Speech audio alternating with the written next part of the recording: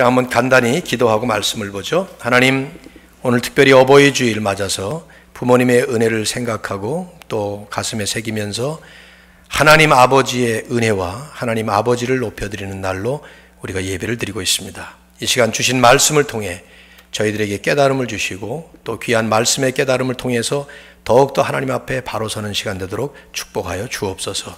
특별히 우리의 부모님들을 축복해 주시고 저들의 노고와 헌신과 사랑과 그 은혜 결코 헛되이지 않도록 우리의 삶에 대물림을 하는 하나님의 축복의 유산 되게 하여 주옵소서. 예수님의 이름으로 간절히 기도드립니다. 아멘. 미국에서는 오늘을 이제 Mother's Day라고 하고 또 교회적으로는 어버이 주일로 지키는 날입니다. 부모님의 은혜를 생각하면서 깊이 감사드리는 날인데요. 얼른 생각해 보면 부모님의 은혜라는 것이 오늘 하루만 감사할 것도 아니고 더구나 그 은혜를 감사한다는 것이 선물을 드리고 식사 대접하고 또 요새는 그 가벼운 카톡 인사 정도로 이렇게 끝날 일은 절대로 아니라고 생각되지만 또 역으로 생각해 보면 평소에 소홀히 하던 이 일을 하루라도 깍듯하게 정성스럽게 감사의 표를 해드리면서 은혜에 보답하는 것 좋은 일이라고 생각합니다. 자주 하면 더 좋겠죠. 이런 일들을 저희 부부처럼 부모님들 모두가 세상 떠나버리시고 나면 하고 싶어도 할 수 없는 일이 부모에 대한 또 은혜의 보답이기 때문에 이런 날만 되면 저는 이제 마음 깊이 아쉬움도 있고 후회도 있고 또 반성이 많이 일어납니다. 특별히 우리 청년들은 기회 있을 때 열심히 부모님 또 사랑 고백하시고 잘 하시면 좋겠어요. 오늘 제가 어버이 주일의 말씀으로 함께 볼 주제 말씀을 잘 아는 10계명의 말씀으로 택했습니다. 5계명인데요. 내 부모를 공경하라. 그리하면 내 하나님 여호와가 내게 준 땅에서 내 생명이 길리라. 이 말씀은 제가 이미 여러 자리에서 우리 교회에서 여러 번 나눈 말씀입니다. 작년에도 이 말씀 포함해서 말씀을 나눴는데 오늘도 또 한 번 나눠도 될 것 같아서 같은 본문 또 택해서 말씀을 나눕니다. 우선 이 10계명의 5계명을 볼 때마다 저는 질문이 생겨요. 어떤 질문이냐 하면 왜 하나님께서 이 말씀을 굳이 10계명에 포함시키셨을까 하는 질문입니다. 여러분 한번 해보세요. 부모 공경하라 하는 말씀을 굳이 10계명이라는 것에 포함시킬 필요가 있었을까? 10계명을 다 여러분이 자세히 보시면 축복의 약속을 달아준 게 이 말씀 하나밖에 없어요. 딴 건 없습니다. 하라 하라 하지 말라 이런 말씀만 있지 여기처럼 부모를 공경하라 그리하면 내 하나님 여호와가 내게 준 땅에서 내가 장수하리라 생명이 길리라. 이 말씀을 우리가 문자적으로 장수의 복을 주셨다고 이렇게 생각할 수는 없어요. 장수가 복도 아니지만 100살을 산다 110세를 산다. 제가 어제 결혼식 이렇게 써볼까 해가지고 가장 오래 결혼을 산 사람이 90년 결혼 생활을 했고 현재 나이가 110세더라고요. 근데 사진을 보니까 사람 같지가 않아요. 너무 늙으셨어요, 그분이. 그래서 내가 어제 그걸 쓸려다가 안 썼는데 그 이유가 이 장수가 뭐 그렇게 복이 아니다라는 생각이 사진을 보는 순간 내가 이렇게 탁 느꼈어요. 장수가 그다지 오래 산다. 여러분 복 같아요, 그것이? 젊을 때는 복 같지만 연세가 들어가면 들어가실수록 아닙니다. 우리 어머님 96세에 작년에 세상을 떠나셨지만 어머님은 10년 넘도록 그 얘기를 하셨어요. 이 장수가 복이 아니라고. 몸도 아프시고 그러니까. 그러니까 이 말씀은 지금 하나님이 복을 약속하셨다고 하면 장수를 굳이 말씀하신 건 아니에요. 성경적으로 신학적으로 봐도 구약에 나오는 장수는 그냥 하나님의 복에 대한 일종의 상징적인 하나님께서 주시는 행위일 뿐이죠. 어쨌든 강조를 하시느라고 이제 이렇게 하신 것인데 왜 부모 공경 말씀을 10계명에 이런 축복의 약속까지 포함시키시면서 강조를 하셨을까 하는 질문입니다. 왜냐하면 그렇게 하지 않아도 부모 공경은 너무 당연한 거죠. 누구나 다 본능적으로 부모를 공경하게 돼 있어요. 자기 부모를 받든다는 것은 사람으로 태어난 사람들은 물론이거니와 심지어 미물의 세계에서도 우리가 봅니다. 곤충이나 동물들도 자기를 낳아준 어미를 알아보고 또 아비를 알아보고 그 받드는 모습 역력히 있잖아요. 보면은 물론 이제 동물의 세계를 보여주는 그런 그 다큐멘터리를 보면 자기를 낳아준 새끼가 종종 성장하면서 그 어미를 잡아먹는 그런 일이 있는데, 그것도 그 어미가 새끼에게 자기를 내주기 때문에 그런 것이지, 어미는 안 죽겠다는데 새끼가 어미를 잡아먹는 그런 몰상식한 새끼들은 없어요. 보면은 욕한 게 아니에요. 그냥 굳이 가르치지 않아도 사람이라면 당연히 자기를 낳아주시고 키워주시고 헌신적으로 사랑을 베풀고 하는 그 부모님의 은혜에 공경하게 돼 있죠. 근데 뭘 굳이 구태의연하게 십계명에까지 거기다 또 약속까지 이렇게 해서 말씀하실 필요가 있었을까? 여러분 생각해 보셔야 돼요. 뻔한 얘기 또 하면은 오히려 식상하게 되는데 말이죠. 그 단적인 이유는 이 부모 공경이라는 이 과제가 단순히 우리가 생각하는 것처럼 인간의 윤리나 도덕을 넘는 하나님과 관계되는 신학적 차원의 과제이기 때문에 그렇습니다. 신앙생활의 원리는 물론이거니와 하나님과 인간의 관계, 인간과 인간의 관계에 필요한 모든 윤리와 도덕의 원리를 담은 이 율법의 총체적 요약인 십계명 안에 부모를 공경하라 하는 말씀을 포함시킨 것은 이 부모 공경이라는 이 이슈가 단순히 효의 도리라고 하는 인간적 윤리나 도덕의 차원을 훨씬 넘어버리는, 그보다 훨씬 폭넓고 훨씬 깊은 신학적 차원의 진리를 담고 있기 때문에 그랬던 것입니다. 우리의 질문은 어떤 신학적인 진리인가 하는 걸 질문해야 되는 것이죠. 저는 명백하게 한 3가지 정도가 하나님께서 이 부모 공경이라고 하는 이 명령 속에, 이 십계명 속에 담아놓으신 신학의 진리라고 믿습니다. 그걸 좀 오늘 정리하겠어요. 첫째는 하나님은 부모 공경을 통해서 인간이 인간답게 살아가는 삶을 배우도록 하신 것입니다. 하나님이 인간을 창조하신 것은 참 독특하게 창조하셨어요. 동물들과 다릅니다. 다른 모든 피조물과 뛰어난 하나님의 존귀한 형상을 담도록 창조하셨습니다. 그런데 죄를 지음으로 인해서 그런 존엄성을 많이 상실해버리죠. 그래서 우리가 태어날 때 보면 누구나가 예외가 없죠. 이 세상을 알기 전에, 다른 어떤 사람을 만나기 전에 영락없이 인생의 가장 처음 관계를 부모님과 시작을 합니다. 부모님 없이 태어난 사람은 없으니까 말이죠.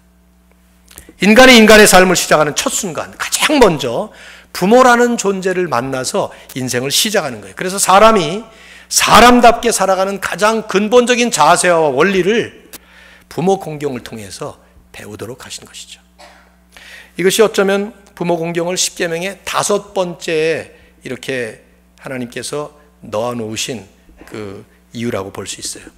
그러면 1계명부터 4계명까지는 하나님께 대한 말씀 아니에요? 그 다음에 6계명부터 10계명은 10개는 살인하지 말라, 간음하지 말라, 도둑질하지 말라, 거짓말하지 말라, 이런 말씀들은 전부 다 인간관계에, 그 인간 사회에 관련되는 것인데, 그 인간관계에서 가장 첫 번째 계명으로 부모를 공경하라 하는 말씀을 거기다가 넣으신 것이죠.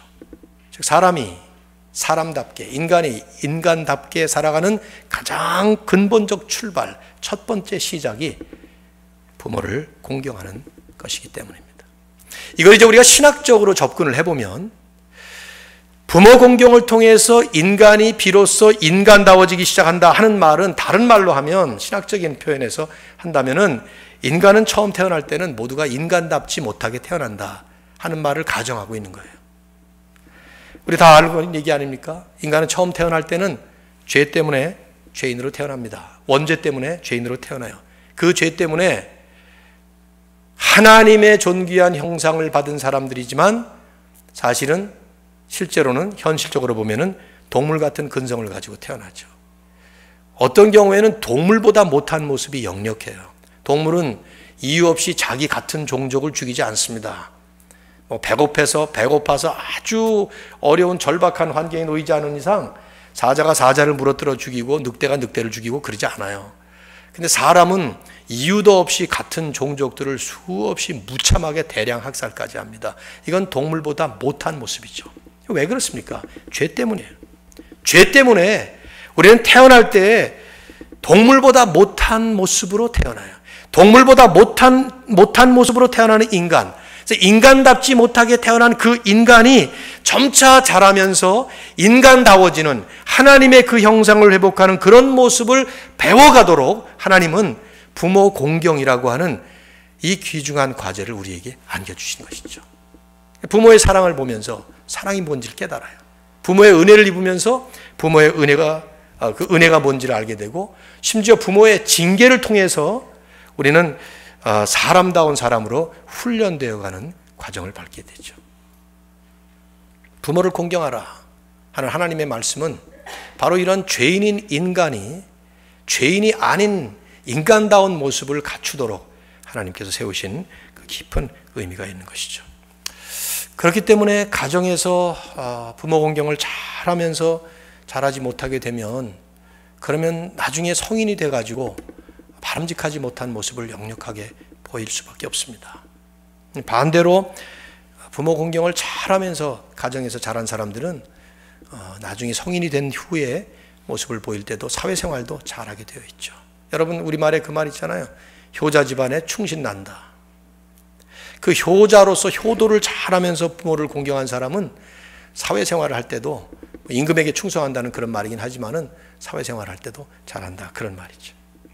그런데 이제 두 번째로 더 깊은 의미가 있습니다. 그것은 하나님은 부모 공경을 통해서 하나님께서 원하시는 사회를 이루어가도록 만드신 것입니다. 자식이 부모를 공경하느냐 하지 않느냐 하는 것은 그 한 개인이나 혹은 그 사람이 속한 집안의 문제만이 아니라는 거예요. 성경을 가만히 들여다보면 이 부모 공경 얘기가 나올 때마다 앞뒤 문맥에 이 말씀이 역력하게 강조되어 있습니다. 사회적인 차원에서, 그리고 공동체적 차원에서 이걸 다루도록 했던 것이죠. 예를 들면 여러분, 구약의 율법을 보면 우리 상식으로 이해가 안 되는 말씀들이 참 많아요. 부모를 공경하지 않는 자녀들을 어떻게 처리하도록 했는가 상상을 하기가 좀 어렵죠. 사형해서 죽이도록 했어요. 출애굽기 21장 15절을 보면 아버지나 어머니를 치는 자 죽일지니라. 뭐 당연히 내 생각엔 죽을 죄인 것 같아요. 아버지나 어머니를 때린다는 것은. 여러분 가운데 혹시 그런 사람 있으면 살아있는 게 지금 기적인 줄 알고 계셔야 돼요. 출애굽기 21장 17절을 보면 아버지나 어머니를 저주하는 자, 욕하는 자.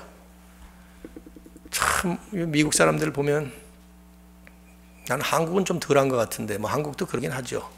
내가 한국에 있을 때 그 중학교 아이들, 여자애들이 버스 안에서 막 그 어떤 여자를 막 욕을 하더라고요. 욕을 붙여가지고. 근데 가만히 들어보니까 자기 엄마 욕을 하는 거야. 아유, 참 잡아다가 어떻게 해볼까 그런 생각도 있었지만, 너무 험하게 생겨가지고 제가 어떻게, 내가 맞을 것 같아요. 근데 성경에 보면 아버지나 어머니 욕하는 자 죽이라 그랬어요. 근데요, 부모를 치거나 욕을 하는 건 둘째치고 순종하지 아니하는 자녀도 죽이라 그랬습니다.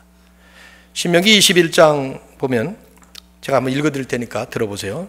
여러분 성경에도 있습니다. 이것이 18절 이하에 사람에게 완악하고 패역한 아들이 있어 그 아버지의 말이나 그 어머니의 말을 순종하지 아니하고 부모가 징계하여도 순종하지 아니하거든 그의 부모가 그를 끌고 성문에 이르러 성읍 장로들에게 나아가서 그 성읍 장로들에게 말하기를 우리의 이 자식은 완악하고 패역하여 우리 말을 듣지 아니하고 방탕하며 술에 잠긴 자라 하면 21절에 이렇게 돼 있어요. 그 성읍의 모든 사람들이 그를 돌로 쳐 죽일지니 이같이 내가 너희 중에서 악을 제하라. 그리하면 온 이스라엘이 듣고 두려워하리라. 이 말씀이 실현 가능성이 있습니까?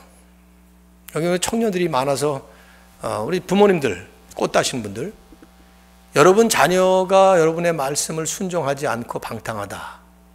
그렇다고 이 필라델피아 시청 앞으로 끌고 가가지고 모든 사람들 보고 이놈이 말 안 듣습니다.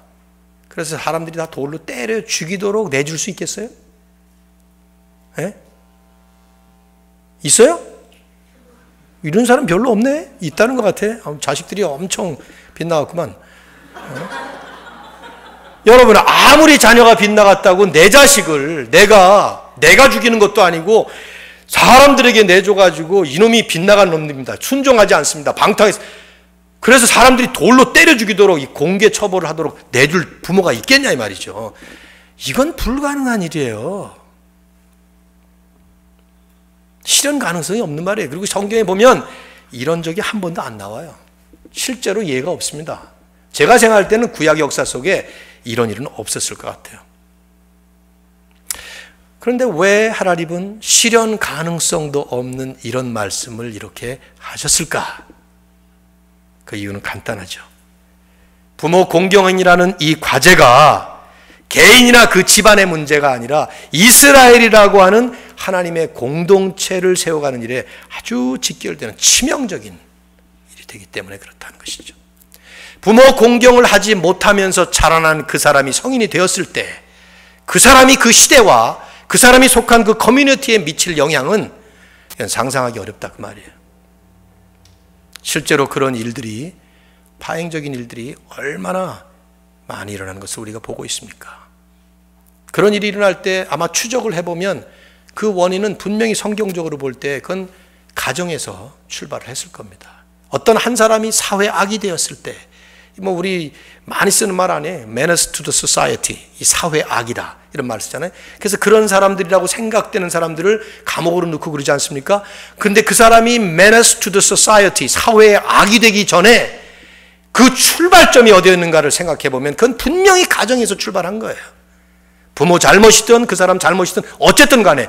그런데 그것이 부모 공경이라고 하는 하나님이 세우신 이 법도대로 제대로 가기만 했더라면 아마 그런 일이 없었을 겁니다. 그래서 하나님은 이스라엘이라는 공동체를 세우시면서 신명기와 출애굽기에 일종의 율법을 세워주시고 너희들이 가나안 땅에 들어가서 하나님 나라가 세워지면 이렇게 하라 하면서 이 말씀을 하신 것이죠. 이렇게 처리하라. 우리 기독교의 진리를 잘 요약한 그 컨페션들이 많이 있습니다. 웨스트민스터 컨페션이라든가. 근데 그 컨페션도 또 어려우니까 그걸 이제 요리문답으로 묻고 답하는 그런 캐터키즘, 요리문답이라는 거. 웨스트민스터 그 shorter catechism, larger catechism 같은 것들이 있거든요. 대요리문답, 소요리문답. 근데 그거와 버금가는 개혁주의 신앙을 잘 담고 있는 하이델베르크 요리문답이라는 게 있습니다. 그 하이델베르크 요리문답을 실제로 만든 주 저자인 제크라이스 울시니스라고 하는 분이 자기가 주석을 하면서 10계명을 설명하면서 이 5계명을 이렇게 설명을 했어요. 들어보세요. 이 5번째 계명, 부모를 공경하라는 이 계명의 목적은 사회 질서의 보존에 있다. 하나님은 이것을 하급자와 상급자 간의 상호 의무로 지정하셨다. 그러니까 자녀만의 문제는 아니에요. 부모에게도 관련된다 이 말이죠. 상호 의무. 상급자는 하나님이 다른 사람들을 다스리고 보호하게 할 목적으로 그들 위에 두신 모든 사람을 말하고, 하급자란 상급자들에 의해 다스림과 보호를 받도록 하나님이 그들 아래 두신 사람들을 말한다. 이 계명은 그들 간의 관계를 통해 이루어야 될 사회 질서의 보존이 목적이었다. 그렇게 주석을 달았습니다. 저는 아주 명확하게 성경을 잘 파악한 얘기라고 생각돼요. 부모 공경을 배운 사람은 이 사회 질서에 필요한 그런 권위에 순종하는 것을 배우게 됩니다. 여러분 생각해 보십시오. 학생은 교사에게 순종해야 되죠. 우리 시민은 경찰에 순종해야 합니다. 국민이 세워준 지도자, 대통령을 포함한 그런 사람들에게 또 법도에 맞게 순종해야 되는 것이죠. 이런 모든 것들, 여러 계층의 그 사회 질서에 필요한 권위를 존중하고 또 그 권위에 순종하는 것을 어디서 배우느냐? 처음 시작이 부모 공경이라는 것이죠. 저는 분명히 믿습니다. 오늘날 우리 시대가 점점 악하게 돌아가고 우리 사회가 점점 험악하게 가는 그 가장 근본적인 원인이 어디 있는가 하면 그건 가정 문제예요. 가정에서 시작하는 것이죠.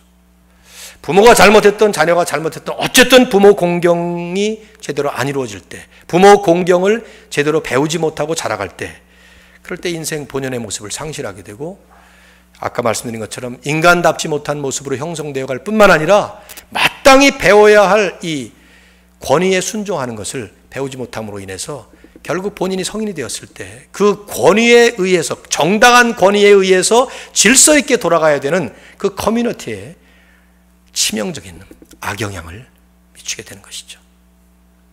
반대로 잘 배운 사람들은 그걸 또 잘 이뤄가는 것이고. 이부 예배에 젊은 분들이 많기 때문에 지나가는 한 세대에 속한 사람으로서 좀 노파심이 있어서 이런 말씀을 첨가했어요. 오늘날 자녀 교육을 시키는 걸 볼 때 참 심히 좀 염려스러운 부분이 있어요. 이게 부모를 공경하는 것인지 애들을 공경하는 것인지 헷갈려요. 아이들을 예뻐하고 참 잘 보듬어주는 것, 그 소중한 일이고 당연히 해야 될 부모의 도리죠. 이게 잘못됐기 때문에 한국은 어린이날 같은 게 생기지 않았어요? 방정환 씨가 오죽 어린이들을 그냥 학대하고 무시하고 취급하지 않고, 예수님 때도 그랬던 것 같아요. 애들이 주님 앞에 오니까 사람들이 막으니까 이런 아이들이 나한테 오는 것을 금하지 마라. 천국은 이런 아이들의 것이니라. 이런 거예요. 근데 그런 성경적인 원리에 의해서 우리가 바로 키우는 것은 옳지만 부모 공경이 아니라 자녀 공경이 되어버리면 심각해. 제가 가만히 어떤 집을 보면 저 집에 누가 주도권을 가지고 있을까? 근데 3살짜리가 주도권을 잡고 있는 거예요. 3살짜리가. 꼼짝을 못하는 거예요, 부모가. 저는 여러분 보고 무차별 학대를 하라는 얘기를 하는 게 절대로 아니죠. 제가 많은 말씀을 여기 준비했습니다만 다 생략할까 그래요. 잠언에 보면 아이들을 징계하는 것을 금하지 마라. 때려도 죽지 아니하리라. 뭐 이런 말씀. 제가 아주 좋아하는 말씀이에요, 이게. 늦기 전에 때려라. 뭐 이런 거. 채찍을 아끼는 자는 자식을 사랑하는 게 아니다. 뭐 이런 말씀들. 저한테 찾아오시면 제가 다 레퍼런스 드리도록 하겠습니다. 다 생략하고 각자 가정의 나름대로 또 스타일에 맞게 여러분의 성격에 맞게 가르치겠지만 원죄를 가지고 태어나는 우리 아이들이 그 원죄를 다스리는 일들을 부모를 통해서 받지 못하면 그것은 이 사회를 향해서 우리는 아주 심각한 문제아를 지금 양성하고 있는 것이죠. 그 구체적인 방법은 각자 나름대로 적용하시면 될 거예요. 그러나 분명히 내 부모를 공경하라. 그렇지 않으면 하면서 성경이 엄격하게 말씀한 이것이 한 집안의 문제가 아니라는 것이죠. 그 사회와 시대, 그 세상을 향해서 엄청난 영향을 주는 거예요. 부모 공경 잘하면 이 사회와 시대에 큰 공헌을 하는 사람으로 키우는 것입니다. 그러나 그렇지 못하면 사회의 악일 뿐만 아니라 엄청난 악영향을 미치게 되는 것입니다. 우리가 믿는 사람으로서 이 부분을 말씀 속에서 잘 정리하면 좋겠다는 생각을 합니다. 세 번째, 더 크고 중요한 가장 큰 신학적 원리가 있죠. 그것은 하나님은 부모 공경을 통해서 하나님을 섬기는 길을 여시고 또 기초를 삼으신 것입니다. 당연하지 않겠어요? 부모 사랑 속에서 우리는 하나님의 사랑을 배웁니다. 부모에게 은혜를 받으면서 우리는 하나님의 은혜가 무엇인지를 깨닫게 돼요. 눈에 보이는 부모를 통해서 보이지 않는 하나님 아버지를 섬길 수 있는 법을 천천히 배우는 것이죠. 심지어 부모의 정당한 징계를 받으면서 자녀들은 하나님의 징계와 하나님의 훈련이 무엇인지를 깨닫게 됩니다. 부모의 권위에 순종함으로써 궁극적으로 하나님의 절대 권위에 순종하게 되는 신앙생활의 깊은 원리를 배우게 되는 것이죠. 그래서 유대인들은요, 10계명을 분류할 때 이 5번째 계명인 부모 공경을 후반부에 포함시키질 않았어요. 우리 개신교에서 하는 것처럼 이들은 모세가 시내산에서 돌판 2개를 받고 나올 때 한쪽 돌판에는 1계명부터 5계명, 또 한쪽 돌판에는 6계명부터 10계명까지 기록되다고 그렇게 보고 5번째 계명을 이 전반부 하나님과 관련되는 것으로 해석을 했습니다. 첫 번째 계명은 하나님 외에 다른 신을 섬기지 말라. 두 번째 우상 만들지 말라. 세 번째 하나님의 이름 망령되 읽지 말라. 네 번째 하나님의 날인 안식일을 기억하여 거룩히 지키라. 그러면서 부모를 공경하라 하는 그 말씀을 여기다 포함시켰어요. 왜냐하면 이 부모를 공경하는 것이 궁극적으로 하나님을 공경하는 것을 배우게 되는 첩경이며 기초가 된다는 진리이기 때문이죠. 저는 그래서 우리가 하나님을 아버지라고 부르도록 했다고 생각이 돼요. 하나님을 지칭하는 호칭이 얼마나 많이 있을 수 있어요. 꼭 아버지라고 부르지 않아도 되잖아요. 아버지란 말을 빼도 되고 그냥 하나님 그래도 되잖아요. 아니면 하나님 아저씨도 괜찮고. 저는 아저씨가 참 좋아요. 우리 어렸을 때 아저씨들이 집에 오시면은 맛있는 것도 사주고 그랬으니까. 조폭 출신들 같으면 형님이라고 부르도 괜찮아. 하나님 형님 그러면 탁 다가올 거 아니에요. 형님 그러면 다가올 것 같아. 근데 하나님을 아버지라고 부르는 이유가 뭐냐? 아버지. 이거 지켜야 되는 얘기죠. 잠언 1장 7절, 8절, 9절 읽었습니다마는 거기에 역력하게 이렇게 말씀해요. 여호와를 경외하는 것이 지식의 근본이다. 하나님을 경외하는 이 근본적인 신학적인 파운데이션을 우선 세워놓고 잠언에 많은 참 격언 같은 말씀들을 쭉 하는데, 솔로몬이 처음 시작을 하면서 하나님을 경외하는 것이 근본이다 말씀을 하고 난 다음에 곧바로 뭐라고 말하면, 내 아들아 내 아비의 훈계를 들으며 내 어미의 법을 떠나지 마라. 이 아버지의 훈계와 어머니의 법, 부모를 통해서 결국 여호와를 경외하는 것이 거기 이루어진다 하는 말씀을 세워놓은 것인 것입니다. 그렇기 때문에 부모된 사람들이나 자녀된 사람들이나 우리는 이 한 가지 사실을 가슴에 깊이 새겨야 된다고 믿습니다. 부모라고 하는 위치는 하나님께서 자녀들 앞에 세우신 하나님의 대행자의 위치다 하는 것입니다. 자녀의 입장에서 볼 때 내 앞에 서 계신 부모님은 하나님이 하나님을 대신하도록 우리 앞에 세워놓으신 분이라는 그 사실이죠. 또 부모의 입장에서 자녀들 앞에 내가 어떤 존재냐, 하나님을 대신해야 되는 이런 입장에 서 있다는 것이죠. 이게 바로 부모 공경을 10계명 제5계명에 넣었다고 생각이 돼요. 하나님과 세상, 인간의 중보 역할을 하는 가운데 계명에 딱 끼어 있는 것들이 아니에요. 부모는 하나님이 자녀들 앞에 세우신 하나님 같은 존재다. 이건 부모들이 먼저 깊이 새겨야 될 진리예요. 그리고 자녀들부터는 마찬가지고, 부모인 자신들이 하나님 앞에서 자녀들 앞에 하나님을 보여줘야 될 엄중한 책임이 있다는 사실을 기억해야 되죠. 내가 어떻게 하느냐에 따라서 이 아이들이 하나님을 잘 믿을 것인가 잘 못 믿을 것인가가 결정된다는 생각을 할 때 부모는 자녀들 앞에 함부로 행동 거치를 할 수가 없는 거예요. 또 자녀들은 자녀들대로 내 앞에 서 계신 이 부모님은 하나님 같은 존재다. 이걸 어릴 때부터 자녀들에게 가르쳐야 돼요. 저는 우리 집에 손주, 손녀가 지금 6명인데, 아직 1살도 안 된, 이제 100일 막 지난 아이부터 6살짜리, 5살짜리까지 있는데, 걔네들에게 수도 없이 얘기를 했습니다. 저희 집안에 아들, 며느리하고 같이 살면서 지난 5년 동안 얘기한 것이, 아버지 말을 우리 아이들이 안 들으려 그럴 때마다 아이에게 저는 신학적으로 설명했어요. 야, 지인아, 이 사람은 하나님 같은 분이야. 말씀에 순종해야 돼. 얘는 뭐 따지죠. 그럼 할아버지는 그러면서 나는 니네 아버지 앞에 하나님 같은 사람이야. 뭐 이런 식으로 계속 가르쳤어요. 신학적인 깊은 진리를 3살 때부터 가르치기 시작했습니다. 머리에 진짜 확 배기도록. 한번 물어보기도 했어요. 아빠가 뭐라고? 하나님 같은 사람. 이렇게. 그러니 아빠도 힘들죠. 그 앞에 하나님 같이 행동을 하려니 얼마나 힘들겠어요. 저게 하나님이야? 뭐 이렇게 하면 안 되잖아요. 이건 부모와 자녀 간의 이 쌍방 책임이고 쌍방 의식이라 이 말이죠. 솔로몬이 잘못한 게 그거예요. 제가 잠언 1장 7, 8절을 쓴 이유는 그 말씀도 좋지만 이 말씀을 한 분 때문에, 여호와를 경외하는 것이 지식의 근본이건을 하면서 내 아비의 훈계를 잊지 말고 어미의 법을 떠나지 말라, 이렇게 말씀은 잘 해놨지만 솔로몬은 자녀 교육에 실패한 전형적인 예화라 이 말이에요. 그 사람은 우선 아내가 10명이었습니다. 1000명이었어요. 아내가 1000명. 기네스북에 오를 사람이겠지. 아내가 1000명. 그러니까 아내가 1000명이니 그냥 아내를 호족에만 입적시켰겠습니다. 적어도 한 사람과 하룻밤은 잤을 테니까, 그러면 자식이 최소한 내 생각에 1000명은 됐을 것 같아요. 한 사람이 한 명만 낳겠어요. 그러면 1000명, 2000명 자식들의 이름과 얼굴을 어떻게 다 매치했을지 모르겠어요. 지나가다가 너 누구냐? 아빠인데, 아들인데요? 그럼 아들 몇 번째냐? 990번째 아들. 뭐 이런 식으로 이게 기억도 못했을 거라. 그러니 자녀 교육을 어떻게 시켰겠냐 이 말이지. 아니나 다를까 그 다음 때 르호보암 때 그 나라가 두 쪽이 나버려요. 이스라엘과 유다로 쪼개져 버리고 만단 말이에요. 이게 솔로몬의 아들 때 일어난 일이에요.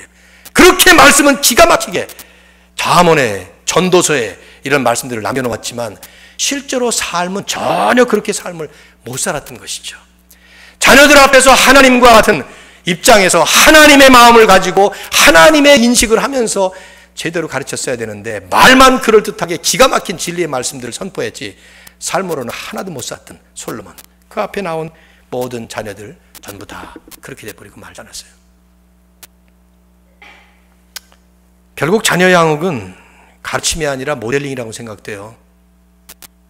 모델링을 못할 바에는, 삶으로 모범을 못 보여줄 바에는 차라리 말을 안 하는 게 낫다 하는 생각이, 자녀 교육을 시켜놓고 나니까 그런 생각이 들어요. 나도 하지 못하면서 어미 개가 아기 개이 보고 이렇게 걸으면 안 돼 하는, 안 되는 것만 가르쳐버리고 나면 그러면 아이들은 안 되는 것만 배울 거 아니겠냐 말이죠. 이게 참 어려운 부분이에요. 사실 부모님 주일이기 때문에, 어버지 주일이기 때문에 자녀들을 향해서 메시지를 전하지만, 저는 부모 입장에 있다 보니까, 이제 저희 어머니 아버지는 다 돌아가셨고, 그러다 보니까 부모가 받아야 될 말씀이 더 많다는 생각도 지금 이 시간에 하게 됩니다. 그런데 이미 늦었다 하는 생각도 많이 들고요. 그래서 그러니 다음 세대가 되는 자녀들이 이제는 부모가 될 준비를 하고, 어제 결혼을 한 종훈이와 이내는 이 말씀이 특별히 이제 더 가슴에 새겨져야 될 그런 말씀이 되겠죠. 그런 면에서 하나님의 대행자로 우리를 세우셨다고 하는 이 말씀을 볼 때 우리 현실 과제가 있어요. 부모님이 잘못할 때, 부모님이 실수할 때, 그럴 때 자녀들은 어떻게 해야 되는가 하는 현실적인 과제인데, 제가 이렇게 말씀을 드리면 성경적으로 현실적인 적용이라고 생각돼요. 자녀들은 부모의 실수나 잘못을 볼 때, 뭐 잘못 가운데 죄도 있죠. 부모의 죄를 볼 때 자녀들은 그 부모를 비난하거나 혹은 정죄하기보다는 오히려 그 부모보다 더 온전하신 부모이신 하나님 아버지를 바라보면서 나아가는 훈련을 해야 합니다.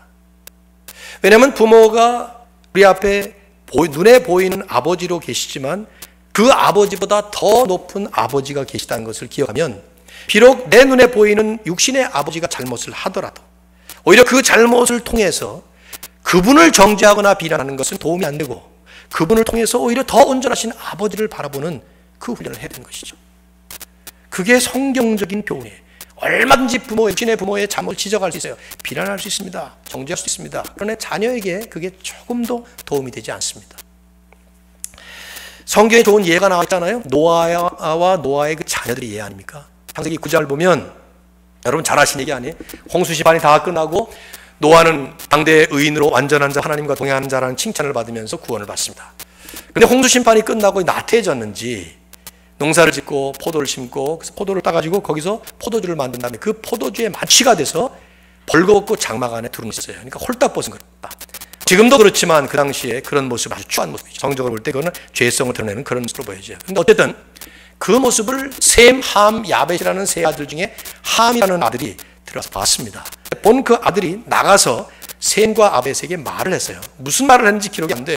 추측할 때 아마 비난을 했거나 정죄했거나 깔봤거나 뭐 그랬을 거예요. 근데 셈과 야벳 이 두 아들은 뒷걸음체를 저러 들어가면서 안 보려고 담요를 가지고 가서 그 아버지의 추한 나체 부분을 덮었습니다. 뒤늦게 그 사실을 알게 된 아버지 노아는 함을 극렬하게 저주를 하고 셈과 야벳은 엄청나게 축복을 합니다. 얼른 듣기에는, 아니 그 노아는 지가 잘못해놓고 왜 자식을 저주해, 이런 생각이 들잖아요. 그런 아버지들이 한둘입니까? 저를 포함해서 많죠. 근데 이 말씀을 여러분 가만히 보세요. 성경의 말씀을. 이 말씀의 핵심은 사실은 신학적인 원리는 다른 데 있어요. 노아라고 하는 의인도 진정한 의인은 아니다. 그 사람도 역시 약점이 있는 죄인이다. 이걸 보여주고, 그러므로 인해서 진정한 의인을 보실 예수 그리스도를 바라보게 한 것이죠. 이게 성경적인 신학적인 중요한 핵심이에요. 그러나 이제 이 말씀을 가정이라는 주제에서 살펴보고, 오늘 이 말씀, 우리가 나누고 있는 이런 말씀의 주제에서 한 example로서, illustration으로 주셨다고 볼 때, 이 본문의 말씀은 노아의 잘못에 주목하고 있지 않다는 점을 여러분이 유념할 필요가 있어요. 성경은 실수한 아버지의 그 투한 모습을 보여주고 있는 듯을 하지만은, 그러나 초점은 그런 불완전한 아버지, 그런 잘못한 아버지, 추태를 보인 아버지, 추한 모습을 보인 그 아버지를 자식들이 어떻게 대했는가 하는 것에 훨씬 더 무게 있는 주안점을 두고 있어요. 즉 두 아들은 올바로 했고 한 아들은 잘못했다는 것입니다. 그래서 결국 두 아들은 축복을 받고 한 아들은 저주를 받았다는 거예요. 아들도 아니에요. 함의 아들인 가나안이 저주를 받죠. 그래서 가나안 땅이 그 저주를 받은 거예요. 이것은 구약과 신약을 통틀어 보면 공통적으로 성경 전체가 가르치고 있는 한 가지 중요한 현실적 교훈을 우리에게 남겨준 것이죠. 뭐냐? 하나님은 부모를 공경하지 않는 자식들을 절대로 축복하지 않는다는 것입니다. 반대로 얘기하면 공경받지 못할 부모라 하더라도, 잘못한 부모라 하더라도 하나님의 명령이기 때문에 그 부모 공경하는 것을 그대로 실천하는 자식들은 반드시 축복받는다 하는 것입니다. 역력한 사실이에요. 한 아들은 아버지의 추태를 감싸지 않았을 뿐만 아니라 그걸 까발렸습니다. 오늘날 자녀들이 나와가지고 자기 부모의 잘못한 부분을 그냥 분별 없이 막 간증이랍시고 떠드는 사람들 보면은 한심하기 그지없어요. 그 부모도 나름대로 최선을 다해서 자기를 키우고 헌신했을 텐데, 적어도 그 어머니는 그 아이를 자기를 낳느라고 10개월 동안 무진 고통을 겪었을 텐데, 다른 두 아들은 이 아버지의 실수와 추한 모습을 보지 않으려고, 아니 그 부끄러운 부분과 약점을 가리워주려고, 아니 더 나아가서 그 아버지의 실추된 권위와 존엄성을 오히려 높여드리려고 그렇게 애를 썼던 것이죠. 두 아들은. 노아가 실수한 거 사실이에요. 추태를 보인 거 사실입니다. 그러나 엄밀히 생각해보면 노아는 이 한 번의 실수나 추태보다는 훨씬 더 오랜 세월, 훨씬 더 많은 나날들을 아주 경건하고 의로운 삶을 살았던 사람입니다. 그래서 홍수 심판에서 구원받을 만큼 그렇게 살았던 사람이에요. 그런데 아쉽게도 함이라고 하는 자식은 그런 귀한 모습, 그 많은 날 아버지께서 보여주신 그런 좋은 모습들과 훌륭한 모습에 좋은 영향을 받기보다는 그 한 번의 실수에 오히려 자기가 저주받는 그런 불행을 초래했던 것이죠. 제가 목회를 하면서 참 안타까운 때가 언젠가 하면, 자기의 과거를 얘기하면서 많은 사람들이 내가 이렇게 된 것은 내 아버지, 내 어머니 때문에 받은 상처 때문에, 우리 가족들, 우리 가정에서 받은 그런 아픔 때문입니다 하고 고백하는 것들 많이 볼 때, 물론 그럴 수 있죠. 그리고 그건 뭐 사실입니다. 부모들도 전부 다 불완전한 인간들이니까. 그러나 대부분의 부모님들은, 정상적인 분들은 자네들이 몰라서 그렇지 엄청나게 희생하고 헌신하고 사랑과 은혜를 무제한으로 베푼 분들입니다. 우리가 본받아야 될 것은 바로 이런 성경의 진리를 본받는 것이죠. 예수님을 한번 생각해 보세요. 부모 공경의 최고의 모델입니다. 제가 오늘 이 말씀을 생각하면서 뜬금없이 생각이 났어요. 오다가 생각이 났어요, 말씀이. 예수님이 물론 인간의 그 육신의 부모이신 요셉과 마리아에게 순종하고 효도한 것도 사실이에요. 성경에 보면 짤막한 말씀들이 있거든요. 나사렛에서 그 부모를 순종하여 받드시더라, 이런 말씀이 있는데, 30년 동안 무명 목수의 아들로서 본인도 목수가 되시고 아버지를 돕고 메시아로 오신 분이 그 굉장히 큰 부모를 받들어 드린 것이지만, 그보다 더한 것은 근본적으로 성부 아버지 하나님께서 성자 아들 그리스도를 향해서 명령하신 그 명령을 순종하셨다는 거예요. 무슨 명령입니까? 나가서 죽어라, 그거예요. 아버지들, 자식들 보고 나가서 죽어라, 홧김에 그런 말을 한 사람이 있을지는 모르겠지만, 하나님 아버지께서 아들 예수님에게 너 죽어라 그렇게 하셨고, 그것도 왜요? 그렇게 물으면 대답이 뭡니까? 죄인들 위해서. 여기 필라델피아 저기 알레가니 같은 데 그런 데 있는 교도소에 있는 사람들 위해서 너 가서 죽어라 대신, 이렇게 할 사람이 어디 있어요? 이게 말이나 되는 명령입니까? 근데 그 말도 안 되는 그 명령을 예수님은 아들로서 아버지의 명령을 받으신 거예요. 그리고 순종하셔. 여러분 성경을 보십시오. 십자가 얘기 나올 때마다 가장 정확하게 표현한 말은 순종하셨다 하는 말이죠. 순종이라는 말은 본인의 뜻이 아니었다는 거예요. 더 높은 권위에 있는 분이 명령을 내릴 때 그 명령을 받아서 그대로 이행하는 뜻이 순종입니다. 아들 성자께서 아버지 성부 하나님의 그 명령을 받들어서 말이 안 되는 그 명령을 그대로 순종하신. 그래서 우리는 바로 이런 예수님 때문에 그 예수님의 모델을 우리는 본하는 것이죠.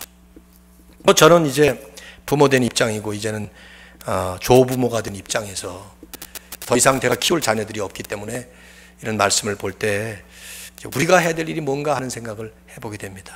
그래서 이 시간에 어버이 주일이지만 우리 부모님들도 좀 받으셔야 될 말씀이 있어서 한 1분만 두 가지만 말씀드리겠어요. 첫째는 우리 부모들은 자녀들 앞에서 자신이 하나님 같은 존재라는 이 엄연한 사실에 대한 엄숙한 자기인식, 그리고 철저한 책임의식을 가지고 마지막까지 하나님을 닮아가는 일에 최선을 다해 성장해야 합니다. 어떤 부모도 하나님처럼 완전하지 않아요. 그리고 어느 순간도 우리는 그렇지 않습니다. 계속 실수하고 잘못을 하고 심지어 죄도 지을 수 있습니다. 그렇지만 우리 부모의 책임은 내가 아직도 자녀들에게는 하나님 같은 존재로 서야 된다 하는 이 엄격한 자기인식, 그리고 철저한 책임의식을 가지고 우리가 해야 될 일은 하나님처럼 닮아가는 일에 최선을 다해 성장하는 것입니다. 그렇지 않으면 시집장가 보낸다고 끝이 아니더라고요. 시집장가 보내놓고 나니까 아이들 입에 붙은 말이 하나 있어요. 아빠처럼 엄마처럼, 좋은 일도 아빠처럼 엄마처럼, 나쁜 일도 아빠처럼 엄마처럼 그 얘기 입에 붙어 있어요. 근데 그 얘기를 들을 때마다 얼마나 이게 부담스러운지 몰라. 이제는 나처럼 하지 마라, 이렇게 말을 하고 싶지만 이게 죽는 날까지 계속되는 일이에요. 부모에게는. 우리가 할 일은 딱 하나야. 하늘에 계신 너희 아버지 온전하신 같이 너도 온전하라. 그 하나님의 온전하심을 닮아가기 위해서 최선을 다해 성장해 나가는 것이죠. 그리고 잘못했을 때 두 번째는 진실하게 하나님 앞에 회개하고 자녀들에게까지 진실한 고백을 통해서 용서를 구하는 것입니다. 나이가 들어갈수록 점점 더 이 생각을 많이 하게 됩니다. 자꾸 드는 생각은 젊어서처럼 실수하지 말자, 또다시 반복하지 말자, 늙어갈수록 잘 살자, 늙어갈수록 추하게 늙으면 안 된다, 말도 줄이자, 고집도 피우지 말자, 이런 생각을 자꾸 하지만 쉬운 일이 아니에요. 부모에게 있는 큰 과제 가운데 하나는 우리의 진정한 아버지이신 하나님 아버지에게 순종하고 그분을 공경하는 것입니다. 이거 못하면 우리는 추하게 끝납니다. 오늘 어버이 주일을 맞아서 자녀들에게 주는 메시지를 전해야 되지만 저는 결론은 부모에게 주는 메시지로 말씀을 맺고 싶어요. 모두 다 부모 사람들이죠. 하나님 앞에 영광 돌리시고 진정한 우리의 부모이신 아버지께 우리의 모든 영을 돌리면서 그 아버지를 닮아가실 수 있는 여러분이 되기를 주의 이름으로 축원합니다.